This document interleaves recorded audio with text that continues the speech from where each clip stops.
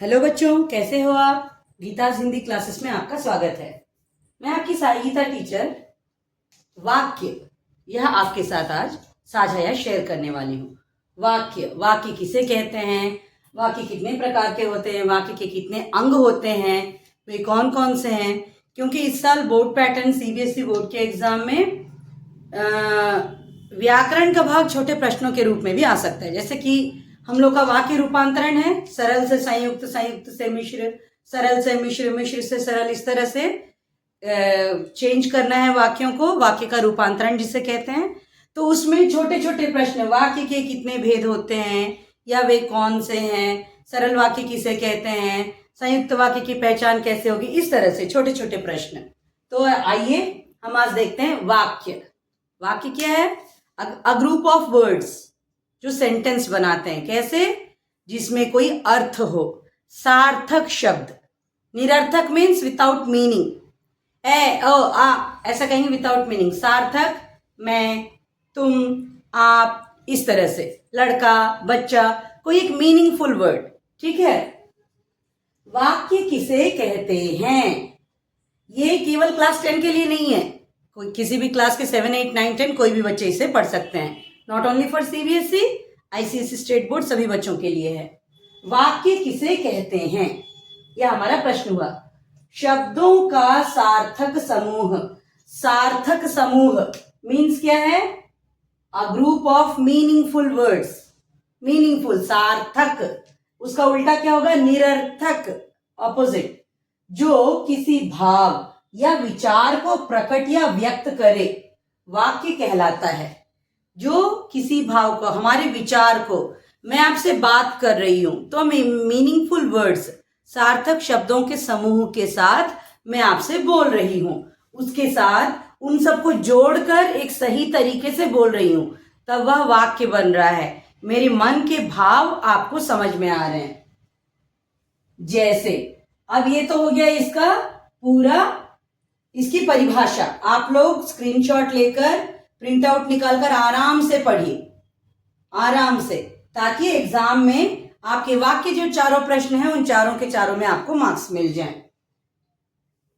जैसे लड़का गेंद से खेल रहा है, एक मीनिंग आया हमारा कि लड़का है, कोई बच्चा है, वो एक गेंद यानी बॉल से खेल रहा है। तो हमारा ये हो गया। मैंने आपको एक वीडियो में ये भी बताया था एग्जाम की तैयारी कैसे की जाती है।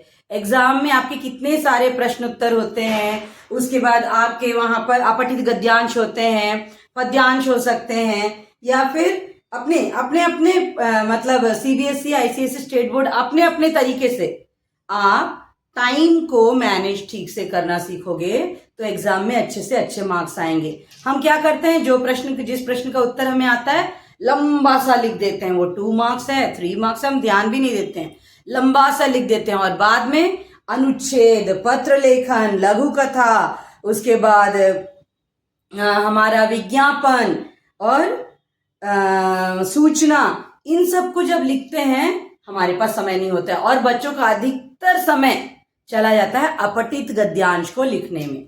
अपठित गद्यांश में उनका मैक्सिमम समय चला जाता है। प्लान करना है, मैंने एक वीडियो पहले भेज दिया है, आप देखिए, उसका डिस्क्रिप्शन भी यहां पर मैं डाल दूंगी।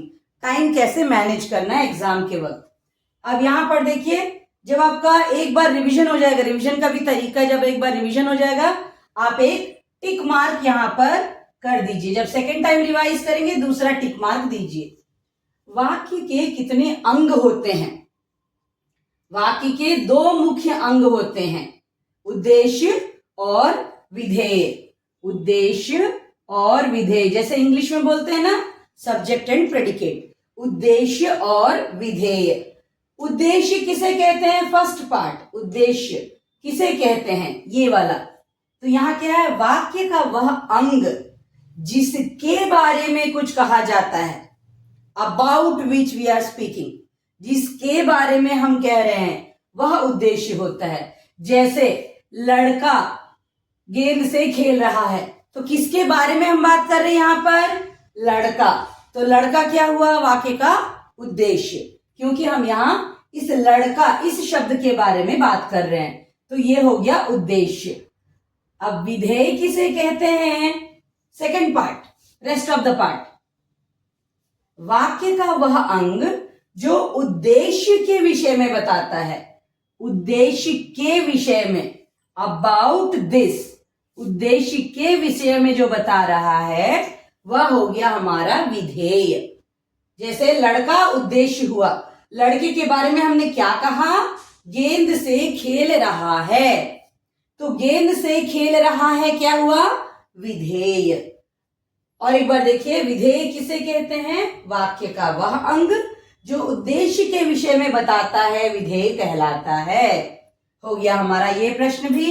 रचना के आधार पर वाक्य के कितने भेद होते हैं, हमारा क्लास 10 में यही पाठ है, इसलिए कोई चिंता नहीं है। रचना के आधार पर वाक्य के 3 भेद होते हैं, सरल वाक्य, संयुक्त वाक्य, मिश्र वाक्य। और एक बार, रचना के आधार पर वाक्य के 3 भेद होते हैं, सरल वाक्य, संयुक्त वाक्य, मिश्र वाक्य। अब सरल वाक्य को हम कैसे पहचानेंगे कि ये वाक्य सरल है या नहीं, इसमें एक या एक से अधिक उद्देश्य होते हैं, परंतु उद्देश्य मतलब जिसके बारे में कहा जा रहा है वो एक या एक से अधिक हो सकता है, परंतु विधेय केवल एक ही रहता है। जैसे यहाँ लड़का खेल रहा है, लड़का गेंद से खेल रहा है, ये विधेय हो गया, ये उद्देश्य हो गया, है ना। तो यहां पर हो गया ये सरल वाक्य। गुलाब एक फूल है, एक उद्देश्य है, एक विधेय है, सरल वाक्य।